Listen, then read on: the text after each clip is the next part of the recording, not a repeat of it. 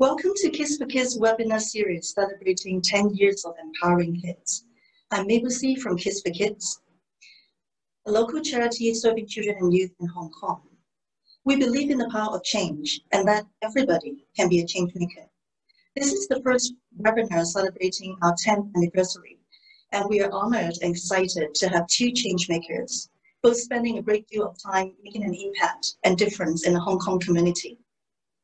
Cesar Jung-Harada, environmentalist, inventor, educator, founder and director of Refugee, and Bailey Cherry, secondary school student and founder of Rebooked, one of the community projects supported by Kids4Kids with seed funding and a mentor. I'm going to start the webinar by asking them to share with us about the project. So let's start with Bailey. Okay, hi everyone, I'm Bailey. I'm the CEO and founder of a nonprofit social enterprise here in Hong Kong called Rebooked. In the next few minutes, I'll be talking about my experience going through the ideal life cycle, which is the process I went through to create Rebooked. I'd like to first start off with a short story. Last year, my family and I were spring cleaning our home. While we were decluttering, I realized that I had accumulated and outgrown a lot of books that were in our bookshelves. In particular, children's books that I had read over the years. We didn't want to toss these books into a recycling bin. Instead, we wanted to pass these books on to other young readers who would enjoy them as much as I did. So we put all our books into 4 large striped bags, took a taxi, and brought them to a thrift shop operated by an NGO. To our surprise, when we got there, we found many other striped bags full of donated items, all unattended, outside the building. Inside the shop were many other secondhand items such as household wear, clothes, and shoes. And only the back corner was dedicated to a small selection of books. I remember feeling both surprised and very disappointed. There had to be a better way to dispose of these books. So the problem that I personally experienced then can be summarized as follows.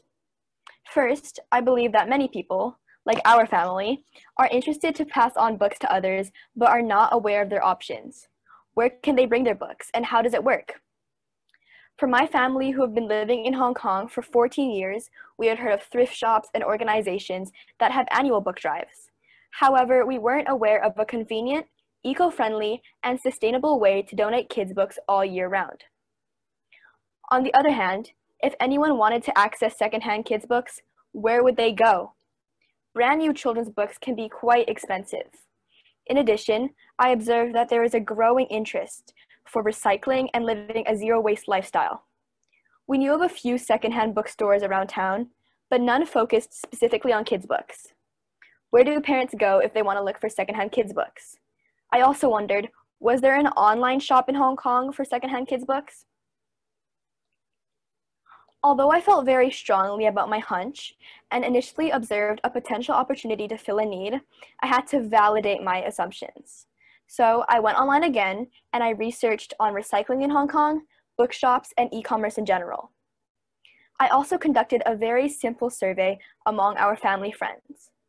I wanted to double check if others felt the same way that I did. Were parents interested to donate books their kids had outgrown? Where and how do they donate? What was their experience like when donating? What were their pain points? Also, I wanted to know if there was any interest in buying secondhand books. It was important for me to know more about our potential customers' experiences and buying habits for books. I received about 30 responses from the survey, and although my sample size wasn't that big, the feedback I received was so informative and invaluable. From the survey, I also gained insights on the competition, the target audience, and the market potential. Reflecting on my own personal experience as well as the survey results, I saw an opportunity to present a solution that serves the wider community. But what exactly was my plan? What could I realistically do? I was 14 years old, a full-time student starting high school, and I had zero experience in leading a big project, let alone starting a business. I saw this Venn diagram earlier when I took a short summer course on business, and it helped me to shape my thoughts. So the big question for me was, where did my personal interests and resources intersect with the needs of my community? I knew I was interested in entrepreneurship, and I knew that I was pretty comfortable with technology. Therefore, to fill what I saw was a gap in the market, I decided to create a platform to promote the reuse of kids' books by providing two services. First, a free and convenient service to collect books directly from donors. And second, an online bookshop to make it easy and cost-effective for others to access secondhand books. It was a concept that seemed doable and affordable to execute for a young student like me. And it also fulfilled my personal goal to make a positive difference in the community. And that is how Rebooked came about. Coming up with the name, the logo, and the slogan was a fun process of just brainstorming. Again, I did more online research, and I also discussed different ideas with my parents. Once the concept of Rebooked was a bit more concrete, I started working on bringing it to life. During weekdays after finishing my schoolwork or on weekends, I started planning and working on the website and online shop. And I also began contacting close family friends who eventually became my first book donors. I created our Facebook and Instagram accounts and started frequently posting on social media to get the word out and to reach my target audience, who are mainly parents. So Rebooked had a soft launch in August 2019, after the summer break. In the first 4 months, I reached out to many people. I wrote to various media outlets, NGOs, and organizations like Kids4Kids and Green Queen, who share our values. To my surprise, many responded positively with offers of support and collaboration. I recall the day when I visited the home of our first book donor. I was thrilled to collect 3 big shopping bags of kids' books that were in excellent condition. I also remember that night when we received our first online order. The ping on my phone was an exciting moment. I processed the order right away and made arrangements to meet the customer the following afternoon in Central. To this day, meeting our clients face-to-face is both an enjoyable and important way for us to better understand their needs, because we always want to provide a great customer experience. A few highlights of the past year include joining Kids4Kids Action for a Cause program, personally collecting books from donor families, setting up donation drop boxes at Bookazine, who, by the way, was introduced to us by Kids4Kids, being able to meet and pass books on to our community partners such as Refugee Union and Rolling Books, and having our own solo pop-up shop last month. These days, the bulk of our work is on order fulfillment and ongoing collection of books. When schools and libraries closed earlier this year due to COVID, our sales really took off because of our online platform. Since then, we've had a steady stream of donors and buyers, and we feel very lucky that Rebooked is able to serve the community in a meaningful way during a difficult time. I regularly review our strategies and operational model to adapt to unexpected situations and challenges. For example, during the height of COVID-19 last February, I had to rethink and eventually change our collection and delivery options. During the early days of Rebooked, my dad and I collected book donations every Saturday morning and literally went around to different parts of Hong Kong to pick up the books ourselves. It was great because we met our book donors, but it also took a lot of time and the transportation costs were expensive. However, because of COVID, we learned that we could hire local couriers such as GoGo Van and Lala Move. It was cheaper, took less of our time, and it was easier for our donors because they could donate any time of the week. I try to focus on our customers and be mindful of their needs and wants. I always ask myself, how can Rebooked best serve the Hong Kong community? As an example, again, because of COVID, we had to buy a professional book sterilizing machine and also do extra disinfection and cleaning of books for everyone's safety and protection. We wanted to make sure that all of our customers felt comfortable and safe. Marketing, both online and offline, also remains a top priority for us, as we need to create a greater awareness of our services. We also continue to explore meaningful collaborations with other organizations because connecting with others in the community is at the heart of Rebooked. Throughout this past year and to this day, I constantly seek feedback and guidance from others as I am still learning and there's always room to improve. Also, as a nonprofit social enterprise, I have to regularly think of ways to grow our customer base and improve our cost efficiency so that Rebooked is sustainable and will be around for a long time. It's been a busy and exciting past 12 months, and I'm happy to share that through the support and encouragement of many people, including the team at Kids4Kids, we have reached milestones that we never would have achieved in our own first year. Nevertheless, as a small and young startup, I know that we still have a lot to learn and do, and our journey has just begun. Ultimately, the spirit of Rebooked is community service and sustainability. What matters most to me is that books are being passed on to young readers, and by doing so, kept out of landfills. Thank you all for listening. I hope you enjoyed hearing about Rebooked's story and learned something along the way. So my name is Cesar Jung-Harada. I run Mekabay. I also teach design at the University of Hong Kong, and I also have a company called Scoutbots where we do ocean robotics. So you can find different things here. I'll start with the end, sort of. If you want to keep one thing from my presentation, is that my whole point is that I really want people to love nature and to look after nature better. This is a picture from Snail just outside of our building.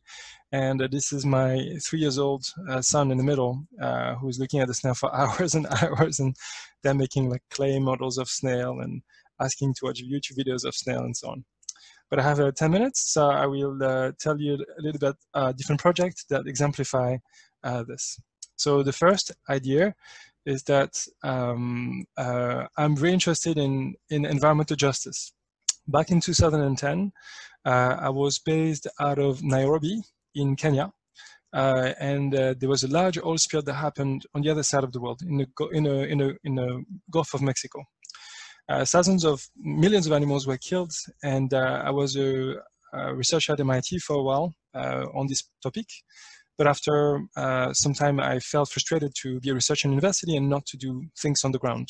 So I left my dream job as a researcher, and I started to develop those robots. We make this open source, and we developed this new technology, which is a shape-shifting robot. So you can see these are the different prototypes that we have made. Those boats are modular and flexible, and they are optimized in order to catch the wind in a variety of angles. And so they can capture the oil in a new and effective way. So that's a brand new technology. And then we think it's got a lot of potential to improve safety at sea. So that's like thousands of, millions of people every year. And then we can see that it also can reduce the energy consumption, improve maneuverability and stability of ships. And to demonstrate our system, we've been building all these kind of like really exotic robots. This one is a shape-shifting driving robot. So this one is by Science Park. And so you can see that it's maneuverable. So it's a very large vehicle and uses less energy than a mobile phone to be driven. So we have developed a whole kind of new class of autonomous robots. And yeah, so in doing so, what I want to stress is that this technology have potential to really change how we navigate. Navigation, actually 90% of the world trade travels by sea. So if we can improve shipping, even by a small percentage, we're talking about one of the largest carbon emission in the world. So we wanted to make sure that this technology is open source. So you can go on our website, Scoutbots, and you can find the technology is entirely open source with the same license as the Large Hadron Collider. So because these are the kind of scientific experiment that can increase or improve how the world operates. Being open source has also allowed us to crowdfund money. So similar to Bailey, instead of like looking for like a big investment, we also are sort of a social enterprise developing technology, but we fundraised on Kickstarter. Back then, 33,000 was a very large amount. We are the second scientific project on Kickstarter in 2010. And back in 2013, as we were developing those robots, I was looking for a place to manufacture those robots. And I got accepted in an incubator. Actually, that was on a ship. And this ship was sail all around the world. And so I sailed all around the world. And when I came to Hong Kong, by ship is when I discovered this amazing city, and I fell in love with this place. Also with the proximity with Shenzhen, with the ability to buy any parts very, very cheaply just across the border. All the things that I used to buy online, I could just get it just straight there. So when I moved to Hong Kong, I was still a broke inventor. And so I found a chicken farm in the new territories, and I replicated my lab at MIT, and I just replicated and did the same thing basically for low-cost version and started manufacturing those robots in this chicken farm. We ran out of space very quickly because there was a living quarters and factory was basically like a integrated unit. And quickly I realized that I was offered free space in Science Park, but I realized that the space was not really collaborative. Everybody was developing patents and fundraising from funders. Nobody had this kind of mindset of sharing technology and working more creatively with artists and technologists combined. And I really missed that, that I had in different places where I worked. And so I couldn't find such a place, so I created MakerBay. MakerBay is a social enterprise, like Bailey's one, in the sense that our goal is not just money, but it's to have a social impact. So I looked for the cheapest broken down factory I could find. I found a metal factory, and then we asked the public, like, how do they want the space to be organized? And we had lots of volunteers coming to help to build this amazing workshop. We have thousands of tools where you can work with wood, metal, electronics, textile, chemistry, biology, optics, acoustics, really you name it. Like we could really make anything. And so that's what we've been doing in the last few years. We've been really building everything from, we built Hong Kong first self-driving car that you can see at the top. We built a vehicle for the handicapped. We're building lighter than air balloons. We've been building shelters for the homeless. We've been training refugees. We have refugees program right now running. We've been building prosthetics for dogs, for children, machines to clean the beach, wind turbines to do renewable energy, hydroponic system, and we have helped propel several companies, some of which have raised tens of millions of US dollars and grown internationally. So some companies that have grown very big.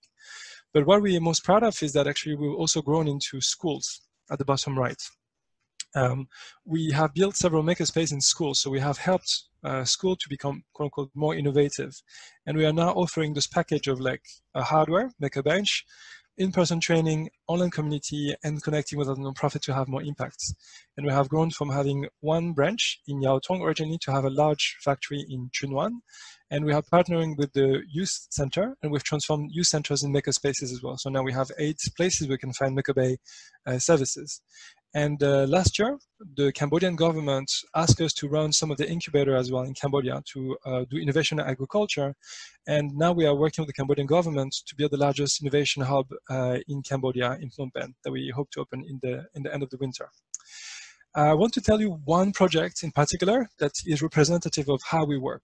So maybe you know by mid-century, we expect that 90% of the coral will be dead, and end of the century, almost all of the corals will be dead. And this is the technique we use now to map coral. We're using quadrats, which is this square you see on the left, or using a gauge of color.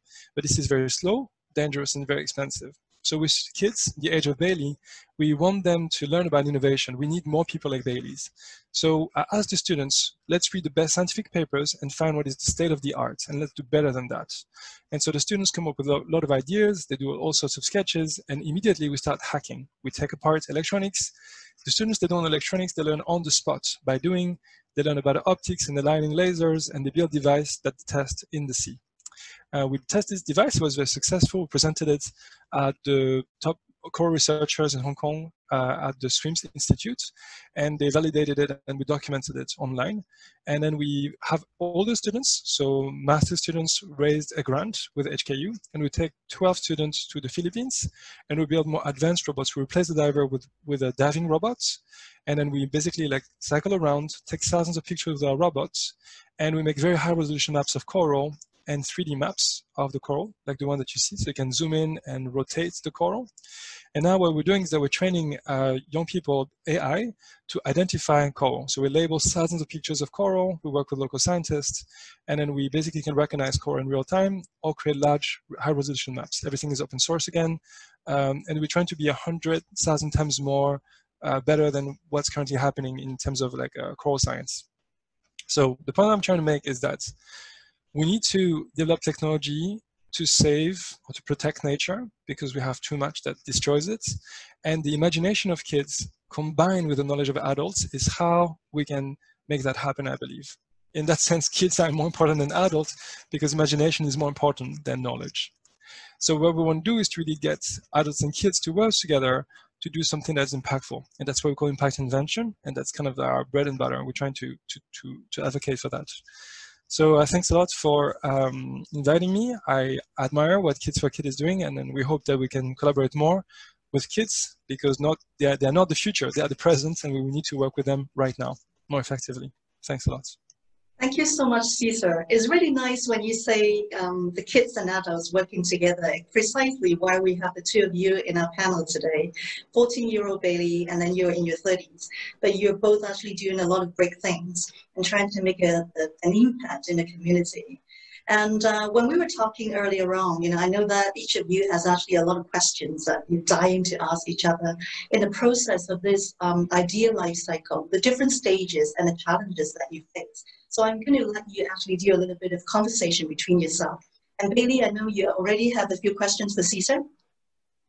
Yes, actually. Thank you so much, Cesar, for your wonderful presentation. It was so great to learn about everything you've done and everything you're aiming to do. The first question I would like to ask is, what was the biggest challenge you faced when you first started MakerBay? When I first started MakerBay, I can tell you maybe an anecdote, but I didn't know much people. I just arrived in Hong Kong after sailing around the world. I just arrived here and I was short of space. I found that I just called 100 people and I said to them, hey, I have this very, very affordable factory. You could get double the space for half the price that you're paying right now. And so out of the 100 people, I think some of them thought I was a scammer, but out of 100 people, 40 people actually came to visit the site, which I was really surprised. And then I had a floor plan on the table in the middle. And I say, you can just draw the area that you want. You just like kind of carve out your own corner. And then I can tell you how much it is. I can just measure it and convert it into a price. And then if you're done with it, put up your signature on this big paper. And then I'll put a deposit and let's go, let's roll. And out of 40 people, 10 people signed this big piece of paper and they said, I want to have this part and I'm ready to pay that. And I put a deposit. But after the deposit, actually, one person actually paid, even after they signed. So I found it's really hard to have people deliver on their promises, even if they get it like an amazing deal, even they sign their names. Yeah, it's really tough to get people to actually follow up and being. I'm not saying they're dishonest, but what I'm saying is that people latch onto ideas, like your ideas, for example, but then it's a whole different ballgame for them to actually come and for them carry books with you down staircase and load them into trucks, right? Like many people say, wow, this is amazing what you're doing, Bailey, but how many of them actually like follow up? Yeah, wow, that was a great answer. Thank you so much. I definitely think that is a problem that actually like many entrepreneurs face when, finding team members or just looking for people to support. So I definitely think that was just a great answer. My second question would actually be, how do you lead your team? So I'm actually writing now a leadership course for HKU, but I realized that the leader that I thought I would become is very different from the leader I am today. I never wanted to be a leader. I just want stuff to function. I think it's the same like you. Like you hoped that when you brought your books to the nonprofit, it would be fine, right? And so it's the same. Like I'm not a boss that like tells people like you need to do this. I'm more like what I really hope is that when somebody walks into MakerBay, they actually have no idea that I'm the boss. Ideally, they just think I'm like one of the members, and because I really want people to treat each other with respect and equally, and I really want to treat my employees with respect and equally, and I'm expecting the same from them. So yeah, I think the kind of leader I am is very, very transparent. I really share all information, like when we have trouble, and I share a vision, and I expect a very high level of accountability and transparency from the people I'm working with, and honesty. I'm very unforgiving for dishonesty and lack of accountability, but I'm very forgiving, like in general as a person.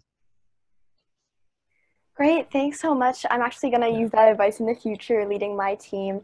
I think it's very valuable that, you see everybody's contributing equally and everybody's working together instead of having one distinct person on top. The third question I actually have is, since today is going to be a little bit about the ideal life cycle, which part of this cycle do you think is the easiest and which part do you think is the most challenging?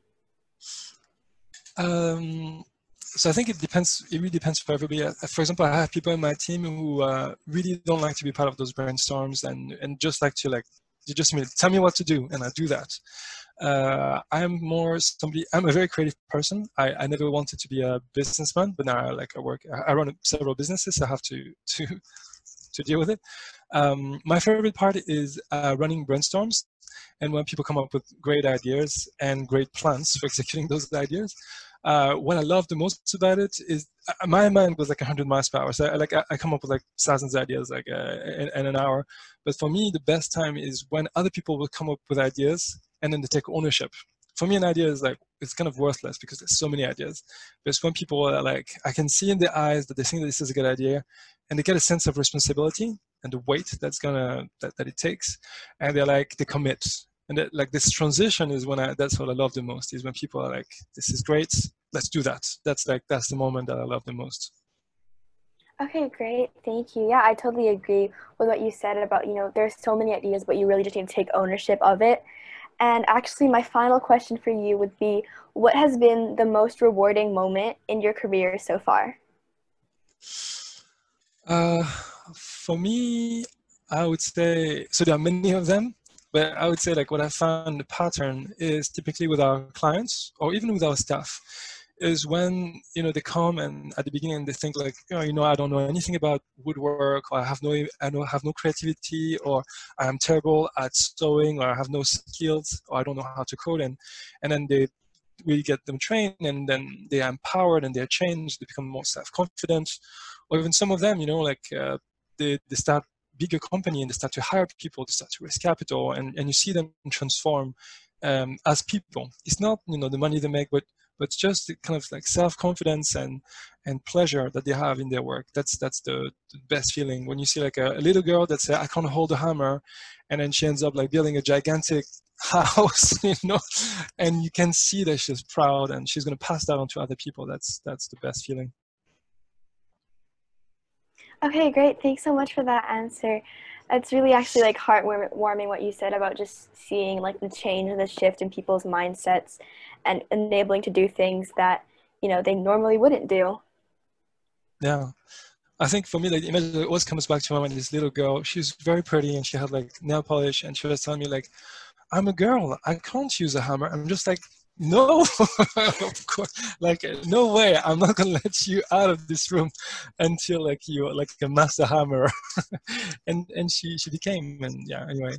But I have lots of questions for you too. So about the ideal life cycle, I think everybody's got a different cycle, but what I'm curious about is how do you keep this cycle going? What keeps you motivated doing this work that that seems so daunting, carrying books and inventory and people. I've noticed that you've been very careful to mention that COVID-19, you have these book sanitizer, so I guess you've come under a lot of scrutiny. So and I'm sure people criticize you as well. What keeps you going? Well, first of all, I've always really loved books, and although it sounds kind of cliche, I truly believe that the value of a book is much more than the condition of its cover. What really motivates me to work hard on Rebooked is the thought that I'm able to help extend the shelf life of books, and that I'm able to make another child happy through promoting the reuse of books. Oftentimes, what really makes my day is when parents send me pictures of their kids reading Rebooked books, or one parent even sent me a video of their kids getting so excited and jumping up and down when they received a delivery from Rebooked. And I looked at that video and I was like, oh my gosh, how can you not just be motivated when you see that? Ultimately, what really motivates me is to work hard is just my personal desire to really serve and connect with the community and to do something good that benefits others. Oh, that's really wonderful. Do you remember your first book? Do you remember what was your first book? The first book was probably The Very Hungry Caterpillar by Eric Carle, I think. Yeah. And did you see it many times coming into your? Yes, so many It's a copies. classic. It's very popular. I see it come through Right. a lot. So doing such a project takes a lot of effort, and you're a young woman, and are there times when you feel like why am I doing this? Like this is so much work. Like do you feel that you have made some sacrifices, or do the feeling of sacrifice is something that comes to mind when you're working? Well, in the past 12 months, I've really had to like live and breathe Rebooked 24/7. And because of this, I'd probably say like the biggest trade-off would have been like a little portion of like my social life, because there have been times where I've had to miss like hanging out with my friends just, to go to marketing events or just to do normal work duty like collecting books or fulfilling orders. But on the other hand, there's so much I've gained through this like really valuable experience. I mean, for one, I've met so many amazing people who have inspired me. And I've also been able to experience the unbelievable generosity and kindness from strangers. And it has really helped me believe in the goodness of people. And I also have the opportunity to learn firsthand about the different aspects of running a nonprofit social enterprise. So I've gotten to learn about business development, marketing, and operations in real life. And I'm still learning a lot of the like soft skills, as one would say, which is leadership, communication, collaboration, customer service. So I really think I've grown and matured a lot in the past year. Right. I think I grew up in a very kind of blue collar area, and I remember when I was your age, or a little bit younger than your age, then like people think, oh, he's so cute, like a little kid. And then when I grow up and I have some beard, then people think, they're scared of me. They will like change side of the road and think like, oh, is that potential, like, is it going to mug me or something like this? And I really underestimated, I think, the power that kids have, especially when you do business. Like you are definitely seen as harmless, and just by your identity, I think like people, I mean, they're more likely to trust you. I think oftentimes like business underestimate the strength and influence that kids have just by virtue of being a kid. I'm super impressed by how professional you are and the vocabulary that you use, which is like what I hear like recent MBA graduate like use, like this kind of vocabulary. So you're very professional yourself, but when you are choosing your collaborators, not that you're growing your team, like what qualities are you looking into them? So first of all, just thank you so much, Cesar, for everything that you've said. And so when it comes to choosing our community partners, we've both been intentional, but also just very lucky. So initially, I approached organizations who I felt had similar values as us. And I also looked for groups that would benefit the most from our services. So, and we also just met a few of our collaborators by sheer luck. So either they approached us or we met through a common contact. For example, through Kids4Kids, I actually met my mentor, Shoni, whose family owns bookazine shops. And with her support, we were able to set up donation boxes at bookazine shops, which has been so amazing. And then specifically regarding just our community partner, Refugee Union, sometime last year, I came upon a post on Facebook saying that they were serving refugee families with young children, and they needed books and other educational materials. And since they're a small organization, we reached out to them, and they were very open to collaborate with a new organization like Rebooked. And since then, we've been providing them regularly with books and with funds to support their programs. Wow, that's amazing. The refugee kids, are they roughly your age, or do you know like who they are? I've seen and met a few of them, and mainly younger, but all the way through. And my last question is, if you had to do it again, what would you do differently? The one thing that I really wish I did differently was to start with a small team right from the get-go, because for several months, I was like a one-woman show. I was working on marketing and then on business development, and at times it did get quite a lot. There was especially a lot of work to do when it started really picking up when COVID hit, and my parents had to step in and help me out more than I had planned. But luckily, I'm really thankful recently since I've had 2 other team members come on board, and I'm sure the team can achieve more together, and it will definitely be more fun in the coming months. Wow. Well, all powers to you. Thank you so much for your wonderful questions, Cesar. Yeah, Thank you. both of you have asked each other really, really good questions. We're going to open the floor to the audience soon. And if you have any questions to the speakers, please use the Q&A box and type in your questions. And while you're doing that, I'm going to ask a few questions myself. Cesar and Bailey, you've actually talked a lot about the process, which is amazing. It was really wonderful to hear you two share with us so many different stages and your thought process. So I have this question, like we always talk about personality trait, that people could be actually good at some things because they're born in a certain way or they have a certain kind of characteristic. So my question is, if you have one characteristic of yourself and you want to, pick that characteristic that enables you to do what you've done and to be able to achieve so far, what is that you have that makes you, like becoming this passionate and, being able to carry on with the projects, with your ideas, to implementation, to trying to create an impact. So what is that particular characteristic that you own that enables you to do that? So this time I'm going to start with Cesar. Okay. I think the main characteristics and what makes me kind of go or behave the way I behave, I think it's love, I think. When I was thinking, like, when I left my parents' home, I was thinking, what are the things that my parents gave me? I was not thinking about money. I was just thinking the things that they gave me. And I think my mom in particular taught me about like selfless devotion, like doing something that you think is more important than your life and giving your life to something.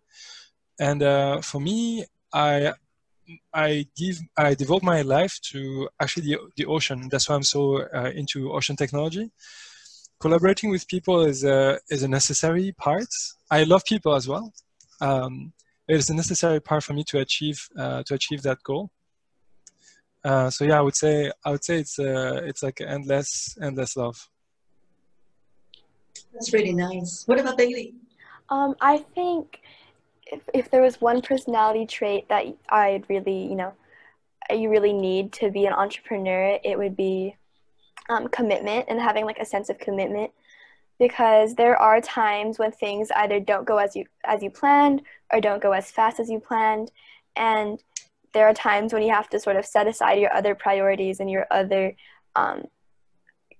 commitments to work on the thing that you truly believe in, which for me was Rebooked. And without this sense of commitment, I definitely don't think I'd be where I am today with Rebooked. Wonderful. And we got a question for you from our audience. So Earthy here is asking Bailey, may I know how you manage to balance between your business and your study, as sometimes you need to work 24/7? Is that the case? So that's actually really true. Especially, so my main priority has always been and will always be education and study. I think education is really just important in, the life of every student. And I always put that above everything else. And then so once I'm sort of done with my homework or once I'm finished studying, I work towards working on Rebooked. So that's the next thing that comes. And for me, it's just easy to really set a timetable and set a schedule for myself, tell myself, okay, I have this amount of time dedicated towards homework and I have to be productive in this set time and complete as much as I can so I can finish the next 45 minutes towards Rebooked. Thank you for the answer. And another question that I have for both of you is that you look at each other, like you're more than 10 years apart, right? So this is the typical question that I want to ask Cesar. If you look at Bailey, 14 years old, if you have a chance to actually go back in time, and tell 14-year-old you about something that you've learned today, what would that be? So do you remember what you were like when you were 14? Yeah, and I was nowhere near as mature and productive as Bailey. I think everybody's got their own, story. I don't think there's a perfect way to do that. Actually, for me, I think maybe it's journaling and actually writing down the notes. I'm a huge writer. Like I write a lot, but I think I didn't organize my thoughts very much. And I think after 36 years, I'm 36 years old, I found that I come back often to the same ideas. And I wish I was able to build on those ideas rather than to come back to those ideas. Because I really want to grow. And I think, yeah, it sounds really stupid and practical, but I wish I used a better kind of note-taking system. And then I took the time to reflect back instead of just go, go, go, go, go. I've been in so many hundreds of projects, and I feel I'm not extracting the knowledge out of it most effectively. That's also why I'm applying to do my PhD right now, to finish and to kind of to wrap things up and to, you know, write things down before I can move on to the next stage as personal growth. There's a lot of students that you're actually teaching now, right, in your workshops. Right. And when you see a student like Bailey's age, you know, like what would you really think that they need, or what would you really want them to understand at this phase in life? This is going to sound really strange, but I'm falling in love right now with this software called Notion, and one of my greatest regrets is that I have read thousands of books, and like if you go to my parents' house, like I have my bedroom is literally like walls like this, but books of books and books, like thousands of books, and I didn't take effective notes about them. So I have all these ideas which are kind of like loosely connected, but I have all this richness, but I'm not able to retrieve it. And I feel that if I had a system to retrieve this knowledge, then I feel it would be extraordinary, the amount of stuff that I could have learned and structured better. And I would say the same from relationship. Relationship, I think it's your life is about relationship, right? It's the people that you meet, you know, the love of your life, the family, the friends. And I wish I took notes about the discussions I had with friends as well, because and family, that they taught me so much. And you know, you just take it for granted. Oh, somebody told me this, and it seems so like lightweight, but it's what's most important in life is the time you spend with people, what you learn, and because that's what you can give to other people. So if you can capture that value, then you can also share that value better. Right. Yeah. So Bailey, Cesar just told us that he's 36, right? So imagine you're 36, and what would you like to see yourself when you're 36? I am actually not entirely sure yet, but I definitely know that I want to continue making a positive social impact, whether it's with my own company or working in another enterprise. I definitely like to look into that. That's great. You know, I heard you have some thoughts about maybe doing something beyond Hong Kong. Sorry? Do you have any thoughts about doing something beyond Hong Kong? Oh, yes, actually. Yeah, definitely looking into Rebooked outside of Hong Kong in similar demographics such as Singapore, and we're still in the early stages of that, but really looking forward to it. Yeah, well, I would look forward to any news of your future plan as well. And we have another question for you, Bailey, and this is from Jen.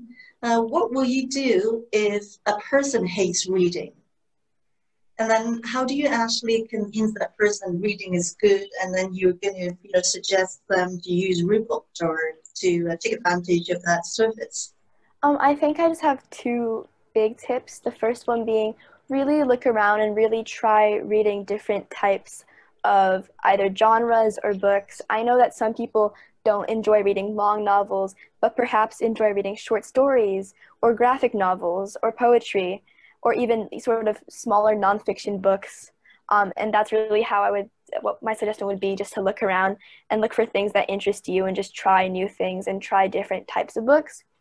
And another suggestion would also be to try to find sort of like a reading space that you're comfortable with. Like for me, I enjoy reading on the MTR or in a taxi just because I'm really busy otherwise. For others, they might enjoy reading, in a coffee shop, or might enjoy reading when they have free time at home. So, make yourself comfortable when you read.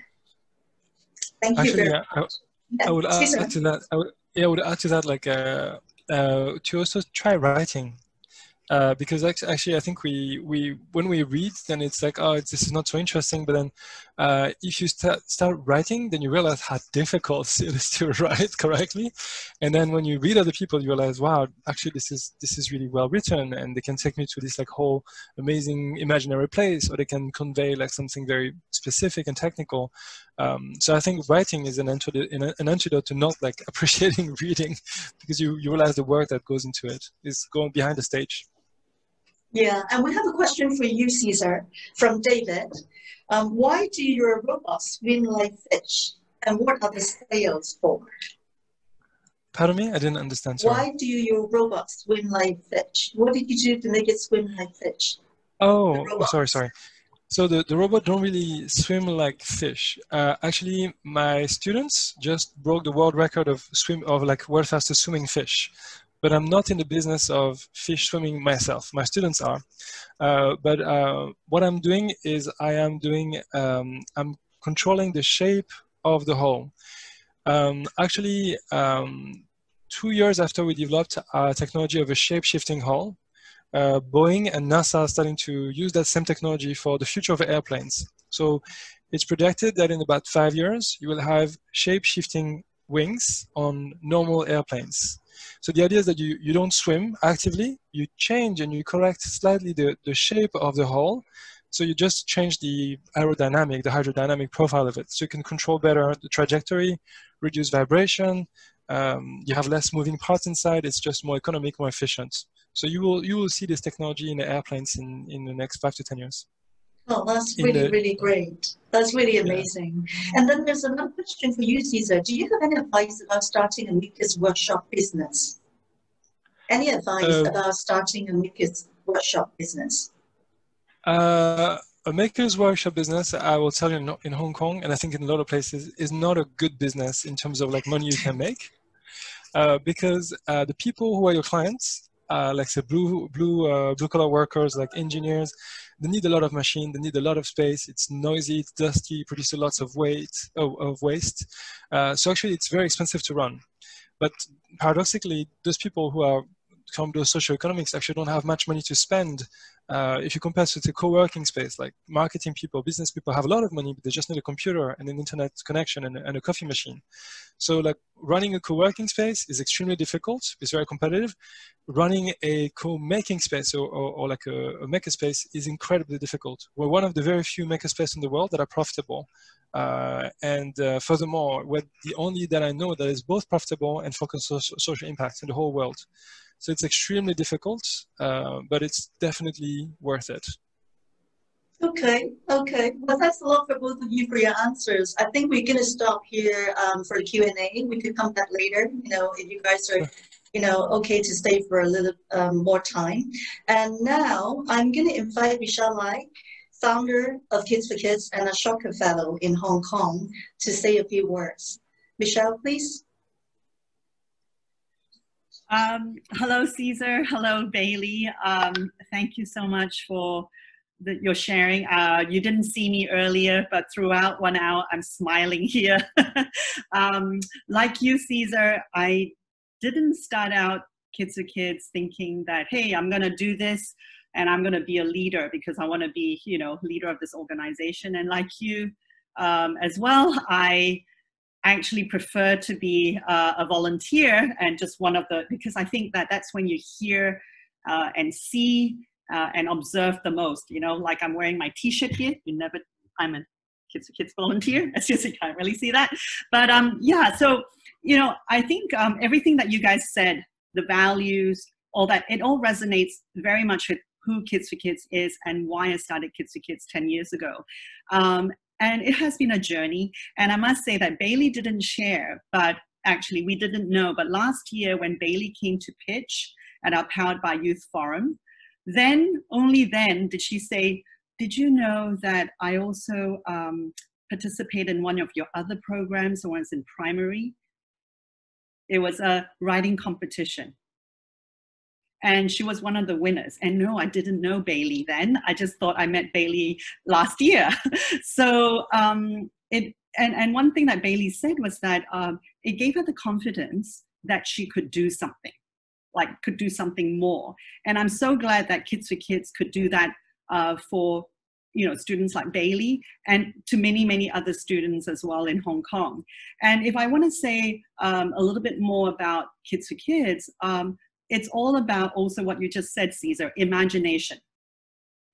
In our programs, whether it's buddy reading stories to kids, or the competition that Bailey took part in of writing stories, it's all about imagination.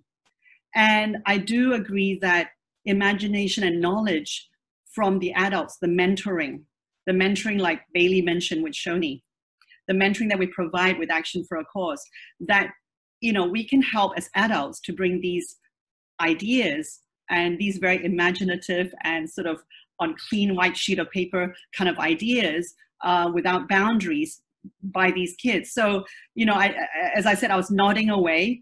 Now, every year, Kids4Kids does have our Powered by Youth Forum. And I don't know whether Mabel mentioned, but if not, we can pop it up onto everyone, to the participants at the moment. Please join our annual Powered by Youth Forum. This year, it's on the 5th of September, day 1, and day 2 is on the 19th of September.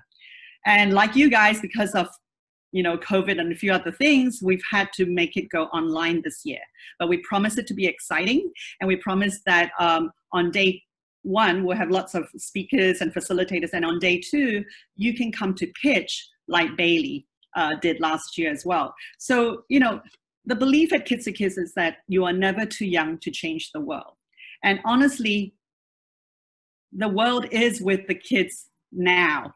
And we would like to make sure that change makers like Bailey are given that opportunity. And so at Kids4Kids, we work with students, whether it's Bailey, whether it's, any student. We don't discriminate. If anything, we're very inclusive.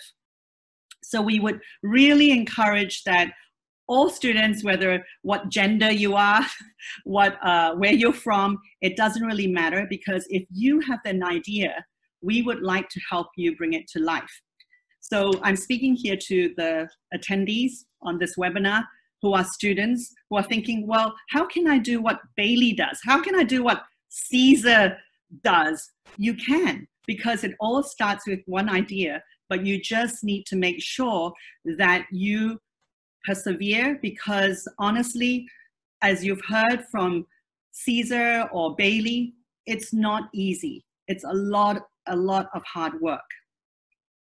But what your hard work will pay off is that little sparkle you see in someone's eye, or that little, video, as Bailey said, about someone actually sending her a video of what she's done. These are the amazing things that Kids4Kids actually does every day. So for us, the journey that Bailey has started with us initially with one of our primary school programs of My Story Creation. Now we're seeing Bailey again, where she came to our Powered by Youth Forum and participated in Action for a Cause. So I encourage everyone, don't think that, oh, I can't do it, because everyone can. But it takes a lot of hard work and a lot of perseverance. So 3 of the values that Kids4Kids, I would say, believe in, and I think is shared with Cesar and Bailey in what they shared, is about human connection. We think that's very important, because we all cannot survive alone, and we can all learn from each other, and we can all positively help each other. The second thing is about community. So giving back, doing that goodness that Bailey talked about, I think is really that kindness and goodness that really helps to feed the heart and soul. The third thing which Kids4Kids believes in is about mutual respect. And I believe that that includes empathy and kindness. And as what Cesar said, to, as a leader, himself, is to not think that you know everything, but to also learn from others, because we're always learning, and it's to be a lifelong learner, I think is what we all strive to be. So I think, as you heard from Bailey, Kids4Kids helps to bring ideas to life.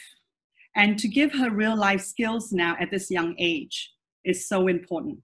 And we feel that people like Bailey and many others that have worked with Kids4Kids, it's that kind of, I would say, real life skills that will make you more resilient, that when something else comes at you when you're at Cesar's age or maybe younger or whenever along the journey of life, that you'll be really ready to go, I did that when I was 14 or 15, I can do it, you know, and to keep moving forward.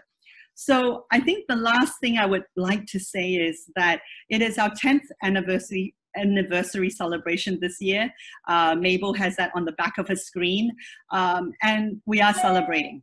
And today is our first webinar. We're so excited. Again, grateful thanks to Cesar and Bailey for joining us. We are an NGO, and we're not a professional in hosting webinars, and we're learning. And so thank you for being our first webinar speakers. We would like to also say, look, we're an NGO and we're also struggling.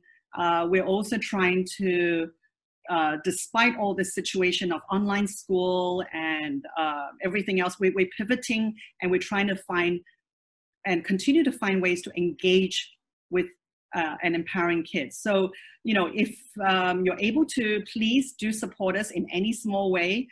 We would love that. I mean, you know, it's just a little show of support. Everything that you do donate will be matched. Right now we have a long-term supporter of Kids4Kids, and they're matching up to 500,000 Hong Kong. So that's a lot of money. And like I said, you know, whether you're donating $1, helping us with $10, we would still be very, very happy. So thank you for that. I'm gonna pass it back to Mabel to end the session. I think from Kids4Kids, all I wanna say is thank you, Cesar, thank you, Bailey, for being the change makers that you both have been and will continue to be so.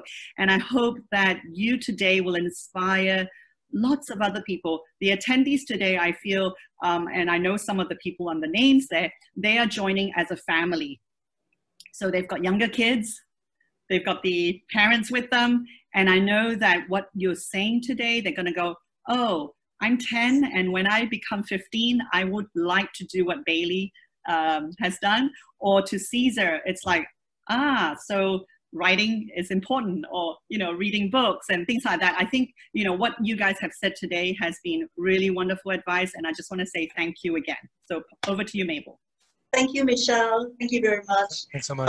Like Michelle has said, you know, like Kids4Kids is all about empowering kids to be change makers. And we do believe that every one of us can be a change maker. And today we have the privilege to talk to two, you know, Bailey and Cesar. Thank you so much again. And if you're interested in our future webinars, you know, make sure you go to our website, kids4kids.org.hk. And if you've already registered to this one, you will receive our promo. Our next webinar is on September 23rd, and we're going to change the topic to something very interesting about career. What should I do with my life? This is like the question that a lot of young people are asking. And then we're very privileged to actually find someone who is very funny, and he's actually the funniest person being recognized in Hong Kong. I'm going to actually not tell you the name right now. You have to watch and then go to our website to find out. September 23rd, mark your date, same time, 5 to 6 p.m. And we'll see you again on webinar. Thank you very much. You're never too young to change the world. Much, Mabel. Thank you. Thank you, Cesar. Thanks a lot. And good luck to Kids4Kids.